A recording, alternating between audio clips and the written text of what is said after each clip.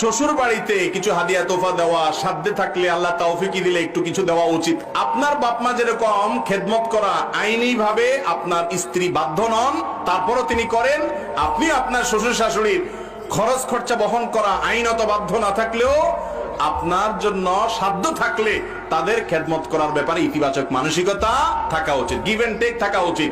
শুধুমাত্র বউ আপনার বাপের বাড়িতে খেদমত করবে, আপনি শ্বশুর বাড়ির কোনো খোঁজ খবর নেবেন, এটা উচিত না। নিয়ম তো হলো আমি আমার মা বাবার খেদমত করব, আমার ওয়াইফ তার মা বাবার খেদমত সাধ্য অনুযায়ী করবে, যতটুকু সাধ্যে কুলায়। কিন্তু আমাদের দেশে সিস্টেম হয়ে গেছে এমন যে আমার মা বাবার খেদমত করবে আমার ওয়াইফ, আর আমার শাশুড়ির শ্বশুরের খেদমত করবে আমার শালা সম্বন্ধীর ওয়াইফেরা। অর্থাৎ মা বাবার খেদমতের ব্যাপারে সব স্বামীরাই প্রায় উদাসীন, স্ত্রীদেরকে বাধ্য করে যে আমার মা বাবারই তুমি খেদমত করবা, তোমার মা বাবার দেখান তোমার দায়িত্ব না। এটা স্বামীদের ভুল এবং বাড়াবাড়ি। মনে রাখা উচিত, মা বাবার সাথে সম্পর্ক ছিন্ন করতে বাধ্য করা, ভাই বোনের সাথে যোগাযোগ না করতে দেওয়া, এগুলো স্বামীদের বড় ধরনের অন্যায়। যদি এরকম করেন আল্লাহর কাঠগড় আসামি হিসাবে স্বামীরা দাঁড়াবেন। শাশুড়ি শ্বশুর এদের খেদমত করা মেয়েদের জন্য শরীয়তের পক্ষ থেকে ওইরকম জরুরি না যেরকম জরুরি নিজের মা বাবা এবং স্বামীর খেদমত করা।